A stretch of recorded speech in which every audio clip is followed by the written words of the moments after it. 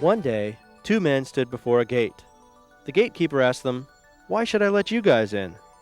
Joe, the well-dressed one, spoke first. He went on and on about all the important people he knew, and all the things he'd done, and all the places he'd been, and all the expensive art he'd collected.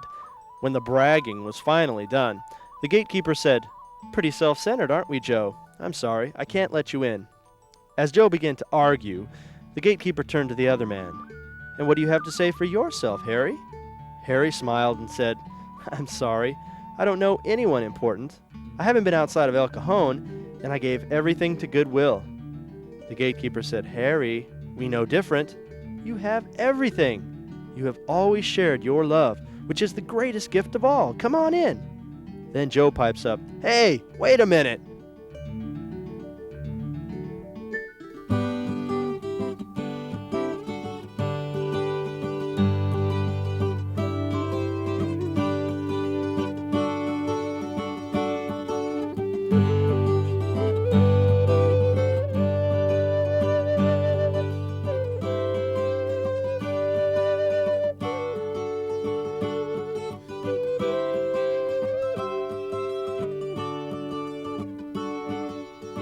Harry turned to the gatekeeper and said, "Couldn't we just let Joe in too?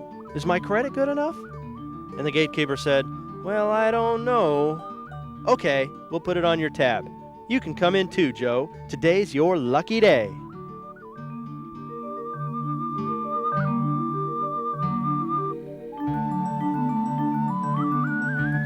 I love this particular story because it shows so much compassion and reverence for the art of living. Life is an art that very few of us seem to understand how to live. We're more interested in living as a definition of what we get and what we own, and not necessarily of the quality of consciousness of who we are. Probably one of the most profound statements on life that has ever been made was made by a man who lived 2,000 years ago in times that were far less, shall we say, technologically as advanced as we have now. There were no such things as cars. There was no such thing as department stores. But he said something very profound. He talked about the idea that the lilies of the field knew more about life than we do. They didn't toil, they didn't spin, and they knew the secret of life. And then he said that we as individuals didn't know much about life as compared to the lilies of the field because we were too busy worrying about how we would get things into our life and how we would survive. And he said something quite profound, quite Zen. Buddha would have said this. Jesus said to us, "Take no thought for your life, what you shall eat or what you shall put on." I don't think there are many people who really believe in that statement. I don't think there are many ministers who believe in that statement, much less people. The people who teach Jesus don't even understand it. I'm not a real Jesus-y person, but I sure loved the teachings that he offered, and I respect his insights. Let's look at life for a moment. How do you look at your life? If you were to define your life, or if someone were to say, "How is your life going?" what would you say? Would you say, "My life is going well based on the idea that I have enough money, I have enough business, I have enough objects, I have enough things in my life"? Most people equate life to their possessions. We look at life as an acquiring part of our life. Acquiring, getting, having, owning. It's my feeling that the reason that we do this is that we're afraid of death. Somehow we think in our mind, if we keep acquiring objects and things, if we keep having objects and things in our life, that somehow we're going to push death away, that we can escape death. We've all seen that crazy little bumper sticker that says, "He who at the end has the most toys wins." It's a sad idiom in our life, but it's a true one. Because we really think that by the things that we have in our life, we'll be happy. The more I have, the more I get, the more I own, the happier I will be. We are addicted to money. We are addicted to possession. We are addicted to power. I wonder what we would be like if all those things were taken away from us. I have a little criteria, something that I choose to live by. And it's an interesting one for me, and it's brought a great deal of prosperity into my own personal life. And it works this way. The only things in life that are valuable are the things that death can't take away. If death can take away something that I think is valuable, like my possessions, then it must not be valuable at all. The true value of life is in the things that death can never take away. And those are the qualities of myself, things I own within myself, who I am, what I am. Happiness doesn't come with the things that we possess. Happiness is a quality of consciousness in a person. It is developed moment to moment and day to day. It is the most important thing that we acquire. It's not the acquisition of things around us. It is the acquiring of what lives within us. A sense of love, a sense of happiness, a sense of well-being, and most important in the art of living, a sense of awareness of who and what we are. We spend very little time in this life considering who and what we are. We spend more time in our life trying to get things to prove who and what we are. What a sad way to live our life. And yet nobody questions it. We think a better car, more money, a better home is going to make us a happier person, as though it's going to change who we are. I don't really think it changes who we are. I think it clouds things. Possessions can either own us or we can own them. And when they own us, it means that they give us status, they give us importance, they give us the air of success, and then, of course, we are lost. The one great art to life that seems to be missing in our culture, in our spirituality, and in our society is that of love, because the pathway is about love. The little story that we gave to you at the beginning is about the light that lives within a person. Just because you've acquired or done a lot of things doesn't mean you found what life is. Life is something that has no possession to it. Life is something that is intangible and yet very real. Life is what lives inside of us. And if we spend a little time with who and what we are, we begin to feel and we begin to see not how we've wasted our life, but how we've misused it. We've caused tremendous pain and suffering in our life because we've given life a definition that it doesn't have. We've said life is what I own, what I have, where I go, and what other people think of me, instead of who I am, what I am, and where I am within myself. I know this is easy for me to say, but if you begin to work on it within yourself, you'll see the truth of it. Just believe we can be everything. Aspire. One of the easiest and yet saddest things that happens to each and every one of us, either from time to time or at great portions of our life, is to lose the feel of our livingness. Please understand, when I say to lose the feel of our life or our livingness, I'm talking about the quality of how important and beautiful this life experience is. It isn't here as a punishment or a sense of reward. It's here as an opportunity for us to stay on the path of love and to get the feel for love and to move with love. The story of the two men in our little Sufi story that we're talking about is a very interesting one. One acquired great wealth and he knew a lot of very important people. He acquired people as he acquired things. For him, the door wasn't open. But for the man who acquired nothing, who sought nothing more than a little light in his heart, he got the feel of his life back. And for him, the door was open. And isn't it interesting that he was willing, even at the end, to share a little bit of his light to get the other man in? That is compassion and love. That's what life is all about. It's not about the things that we can get, the things we own and have. It's about risking everything to make love possible in us. Risking my ego, risking my vanity, risk being right. A lot of people think that right, or what they like to call right, makes them righteous. Not true. A lot of the rights that we have are nothing more than vengeance and what we'd like to call justice, which isn't justice at all. It's emotion and passion. We have a great deal of difficulty understanding the difference between feelings and emotion and passion. Passion makes us reactionary. Passion gives us a sense of right and wrong, good and bad. It justifies our evil, so to speak. Feelings bring about the heart, compassion and forgiveness. They scare people. Real feelings scare us all because what they say is we have to change our whole life for love.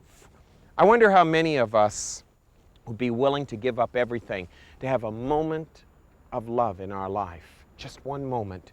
A moment that goes beyond the things that we own and have. A moment beyond passion and reason where we begin to touch God within us in a very unique way.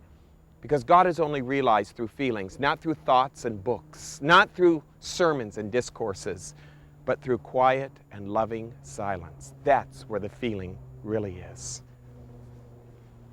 So the greatest risk that we will ever know is love itself. And love is not something that a person learns about. You know, people say to me, oh, I know all about love.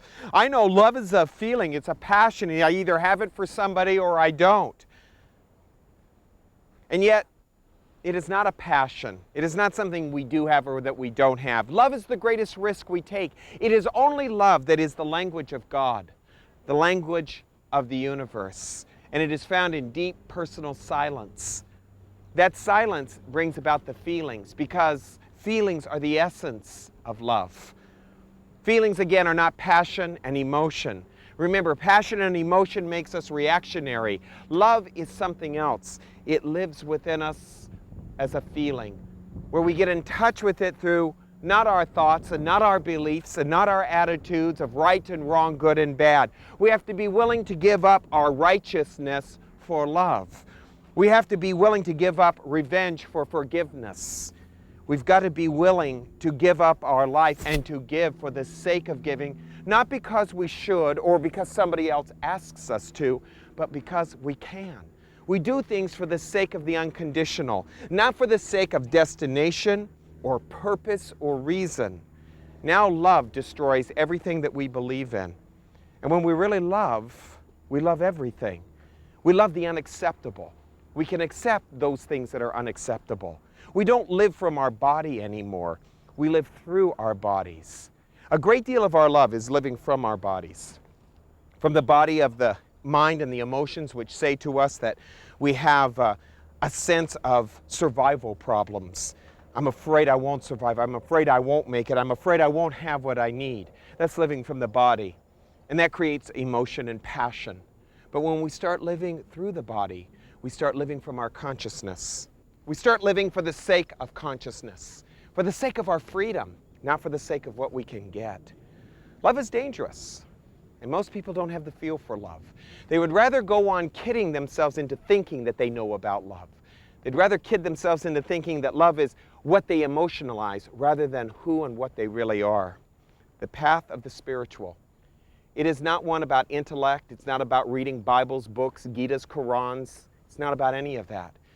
It's about reading our feelings and living from them and having the courage to risk everything for one moment, to forgive everyone and everything that has ever come between ourselves and what we think is love, to coming to love itself. The deepest death of life is love, and it destroys everything that we know and that we believe in. It is for the courageous of spirit and the courageous of heart, and for those who know love, there is no death. Well, that was easy for him to say.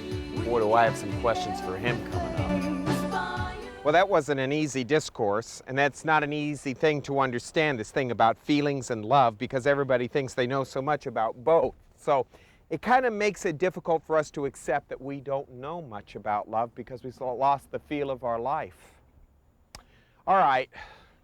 Any questions? You got all this stuff figured out. It's easy for you to say, look, I'm afraid of love. You're so busy trying to please the other person, you lose yourself. Losing ourselves in someone else means that what I'm saying to them is, you're responsible for how I'm feeling about myself. The worst thing I can do in relationship to someone that I'm in love with is to say, you're the caretaker for my love. You're responsible for making me happy. If I'm sad or hurt or victimized or whatever, then it's your fault. That projection is unfair to the people that we love because they can't possibly make us happy. Nobody can make us happy. Happiness has to be something that I have within myself. A real lover, someone we really care about, is someone we share our experience with intimately and with safety. And if you're the caretaker for how I feel about me as Gregory, then I'll never feel real safe because you're going to make mistakes. You're human. You're real. The worst thing I've ever done to the people I've loved is said to them, you're responsible for how I feel about myself and my happiness. Any other questions, Mr. Penn? You talked about the lilies of the field, but aren't I being lazy if I don't think about what I'm supposed to be doing? We're always afraid of not having enough. We're always afraid that we're not responsible enough to get the things that we want. You know, there's a certain element of trust in our life that has to happen. When I plant a seed in the ground, I have to trust that as I nurture the ground around it and water it, that it will grow. And I see signs of that, and that's kind of a trust. With spiritual things, it doesn't seem like we have that because we're looking from our analytical mind. Trust how you feel, Gregory, not what you think. What you think will always make you cynical, analytical, hard, callous. You know, the thing that Jesus warned us the most about in his teachings was the whole idea of becoming hard of heart. People who are hard of heart can't trust. Why? For the simple fact that they're too busy tearing things apart. They want security, they want prestige, they want power, they want some sort of guarantee about their life. Quite frankly, there's no guarantee about life. You could keel over and drop dead this very moment. There's no guarantee. So the object is to live our life with a sense of trust for the moment to moment to moment to moment livingness of this experience. That requires great feeling. If you've lost the feel of your life, you'll lose the trust of your living. And besides, when you don't care how things turn out, all you really care about is the way you're working with your life, then what does it matter? Trust who you are and the way you are, and not be looking for what happens to the things that are occurring in your life. Do you get it, Greg? Yeah, but I'm concerned about death because I think that's the end of life. So I'm going to go for everything I can get now. Death is not the end of our life. Only when you and I are living from our bodies. You know, when you and I get hung up in what we got to have and how to stay alive, and will we have enough rent money, and will we have enough food money, and will we be able to go on vacation? When we start living from our body, that's when we start believing in death. And we think we got to pack in all the experiences we can and forget about feelings. Just let's go here, let's go there, let's stay busy, let's have this, let's have that, let's get this thrill, let's get that thrill, let's have this excitement. All in an effort to appease the addiction of our emotions and the addiction of our fear of death. But when you and I live through our bodies and breathe through them, we start to have feelings. And if the next moment is the end of our life, who cares? The object is not where we're going to end up and what's going to happen to us, but the object is what's happening within me right now. Can I feel the significance of the moment of my own life that's happening this very moment? This moment right now is the single most important and beautiful moment of our life. No other moment is as precious as this one. And when you and I can get together with our feelings rather than our emotions, then something magical begins to occur. We begin to feel the magic of love. And love makes all things new again, as the saying goes. And it's really a true one, Gregory. And if you ever get that within yourself, beyond your mind, something magical and beautiful is going to happen to you and me. Be a good boy. Practice your feelings. Namaste. Well, it's finally getting easier for me to say too. We can be everything. So what would you say life is? The stuff that's happening to you, or the you that's happening to the stuff? Now that's the key to livingness. A lot of people think that life is the stuff that's dancing around them, and this is why they're obsessed with this idea of power, of money, of security, of trying to get cars and homes and boats and people into their life. And as long as we live our life from that point of view, we'll be waiting for life to bring us things. Life isn't here or obligated to bring you or me anything like that. Now listen, it's what we bring to life. If I bring my interpretation and my values to life, I'm going to say, life, you owe me something. Life, you got to give me something. Life, you got to show me something. That's not life. That's arrogance and egotism. I hear a lot of metaphysical people treating, praying, and meditating for things to come into their life or things to get out of their life. That's all ego stuff. Listen to me, come back. Be with life as it is. Life is something that lives within you. The lifespan of a person does not begin with the day they are born and the day they die, and that little slash in between the birth and the death. It's something else. It's something that happened in the gaps and the spaces where we weren't wanting and desiring and waiting for life to give us something. Life is not what you have or do or what is have or done to you. It's the quality we bring to ourselves. It's a quality of consciousness. And when we have that quality of consciousness based on compassion, understanding, forgiveness, and the real feel for our life, then something a miracle happens. It's the miracle of livingness, and it's happening to us right now. Please try to understand something. If you close your eyes and feel it, it's there. People who have lost the feel for the life are the ones who are seeking to have something happen to them, to give them a sense of spirit, of happiness, of joy. Don't lose the spirit of your life. Don't lose the feel of your life because you are waiting for something to happen to you or you want someone to give you something. Be with who you are deep inside of yourself, and you will find deep changes occurring in everything that's going around you and within you. You are everything you are looking for. And when you have a sense of awareness of that and a feel for yourself, you will never seek that which lives outside of you. You will seek the light that lives within you. Thanks for letting me be in your home, be with you, and we hope that these programs are as much fun for you as they are for us. Namaste.